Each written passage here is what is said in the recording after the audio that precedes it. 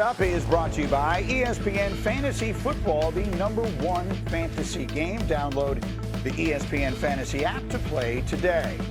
And to our top story this morning, a Chuck E. Cheese employee in full costume was arrested by Tallahassee officers for credit card fraud yesterday. Here is the picture. I call your attention to the children in the background looking on in abject horror. Could they have let this guy get out of the suit before they walked him out in cuffs? They've cuffed Chuck E. Cheese, Harry. As a Chuck E. Cheese enthusiast and growing up on Chuck E. Cheese, damn, man, there could have been some other alternative. You don't send Chucky out in full costume. Look at the babies in the back. Yes. The only thing it makes me think is, could they have said to him, do you have other clothes to put on? And he said, no, I came in this way. Every kid at Chuck E. Cheese, man, that's smart for life. I've never worked at Chuck E. Cheese, but if you work at Chuck E. Cheese, do you come in wearing the Chuck E. Cheese costume, full costume including the head, or not? Because otherwise, they just chose not to let him change into his civilian clothes. This image is really about, man, I grew up on Chuck E. Cheese. Yes. Really? He's going out in hand, put your hands behind your back, Chuck. Yeah. He's like, what do you mean, sir? Get up and put your hands behind your back. I think the biggest thing for me was like the fact that it happened in Florida. I'm like, that's typical Florida, right? That's typical Florida. Yeah. We've been reading the Miranda rights to Chuck E. Chuck E. Cheese, you have the right to remain silent. Look at the officer's face, though. Look at his face. Damn, Chucky, I really didn't want to do this, but I have to. It's like someone's taking a picture of this. I am now forever going to be the guy who arrested Chuck E. and walked him. I'm perp walking Chuck E. Cheese for the love of Christmas. Okay, let's move it along here. Required reading. This was great. Our friend Bill Barnwell wrote a column on ESPN.com about the people facing the most pressure in the 2025 season in the NFL, and he listed a bunch of the coaches. So let's pick up on some of those he listed. D. Wood, he listed Brian Schottenheimer as one of the coaches facing a great deal of pressure. On a scale of 1 to 10, where would you put the pressure on Schotty? 2. He's a 2. I mean, listen, Jerry Jones hired him in-house, okay? Like, Jerry Jones is always going to be the focal point of the show.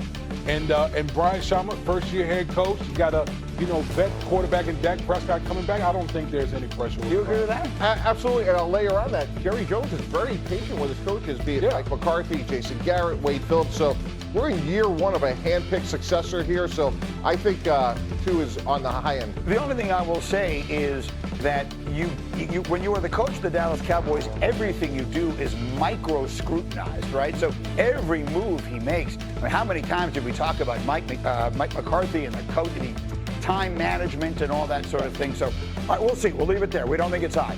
Harry, let's get to, Mike T, you're next. Mike McDaniel, on a scale of 1 to 10, where's the pressure? Yeah, agree. I'm going to go 7. There's definitely some heat on Mike McDaniel, but in fairness, when Tua plays, they are successful. So I think a lot of this, again, last year he missed a bunch of time. When he's healthy, they're productive. So as much as I want to say it's on Mike McDaniel, to me, it's really much more about the durability of their quarterback. Do you would? Listen, I think it's hot. It's like 9 out of 10 for Mike McDaniel down there. You got a quarterback that hasn't won they haven't won a playoff game. Yeah. Okay? There's upheaval in that locker room. There's a lot, like 4 of their captains from last year no longer on the roster. There's something going on brewing down in South Beach that Mike McDaniel's going to have his best coaching year, or this whole thing could blow up. The Tyreek Hill thing is a thing now for sure. Tua didn't try to pretend otherwise. Yeah, it's strange because I think there are some people who think Mike McDaniel is like the great coach in the league and a great offensive mind, which he clearly is, and then there are others who feel as you do that the seat is hot there. We'll see. And the last one is a name that everyone may not be familiar with. Kevin Patullo. He is the new offensive coordinator in Philadelphia, replacing Kellen Moore, who became the head coach of the New Orleans Saints after the Eagles win the Super Bowl. Harry, what is the level of pressure on Kevin Patullo? I'm going 8 out of a 10. Like, when you look at this offense and what they were able to accomplish last year, Kellen Moore was able to really emphasize this run game and lean on that offensive line after some players went in there after week 4 and said, hey, we need to lean on our big guys and run the football a lot more. So for him, he has the blueprint. And he's a guy that's been with Nick Sirianni for a very, very long time.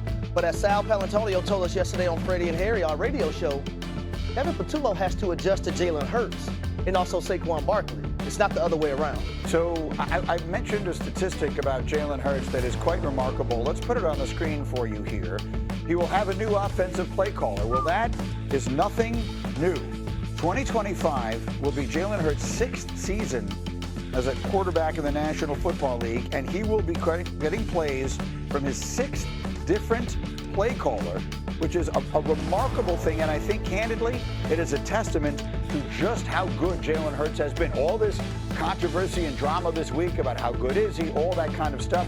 Well, that is quite a thing. He has not gone consecutive seasons with the same play caller his entire time in the NFL. But Greeny, context is really important here. Kevin Patullo goes back to the Colts, as Harry mentioned, with Nick Sirianni. When you bring in Kellen Moore, that's a little bit different. Kellen Moore is getting used to the players, the staff, and even the verbiage. I think in this situation, because him and Nick Sirianni go back so far back, that to me, there'll be a lot more continuity. And again, he's been there for all their success. He's not going to come in and try to reinvent the wheel. Will there be some adjustments on the edges? Absolutely. But I think this is a lot easier than it was last year. Well, I beg to differ. It won't be a lot easier because Kevin Patullo has never called plays before, right? So that's a big adjustment in itself. When you've never done it in those live bullets, you're trying to figure out, okay, well, what play do I need to get to next? Okay, we're in the red zone. It's 3rd and 1. Okay, probably the tush push, but we're 3rd and 5. Are you anticipating the blitz? What's going to happen? What are you going to call in those situations? So that's the difference, I believe, because Kevin Patullo has never called plays before. And it's also the reality, D. Wood. I mean, whether it's fair or not, or reasonable or not, and they can say they're not defending anything, or we all know the reality of it. Anything short of the Super Bowl is an abject failure for this team. They're the defending champs, and they look, at least on paper, like they should be the best team in the sport again. Yeah, and listen, as a guy who's, anytime you're the defending champs, every team plays you like you're the defending champs. So you're going to get every team's A game up this upcoming season. So there's not going to be a lot of room for error for a first-time play caller. I continue to be amazed, by the way, just to put a ribbon on it. I'm sorry to cut you off, but we're going to run up against the bottom of the hour. The number of Jalen Hurts, what he has overcome, 6 different play callers in the NFL. Meanwhile, he went from 2 different college systems, right? Alabama, Oklahoma. He has been all over the place, and all he does is succeed. I think it's a testament to his work ethic and all the rest of that he's overcome stuff that might have sidetracked a lot of other careers. We'll come back to it, I promise. But up Cảm next. ơn các bạn đã đến với kênh YouTube của mình. Video ngày hôm nay mình sẽ tiếp tục đi tô màu để gửi tặng đến các bạn, để cho các bạn có những phút giây thư giãn thật là tuyệt vời. Và để làm được video này, để làm được video tô màu thì mình cần chuẩn bị những dụng cụ như sau. Đây là những dụng cụ mình chuẩn bị sẵn. Đây là những bản photo mình chuẩn bị để mình tô màu. Đây là điện thoại để mình quay video, và đây là bút sáp màu. Các bạn theo dõi video của mình thì hãy ấn like và đăng ký kênh ủng hộ mình nhé. Cảm ơn các bạn rất là nhiều. Xin chào anh em, ngày hôm nay mình sẽ tô màu.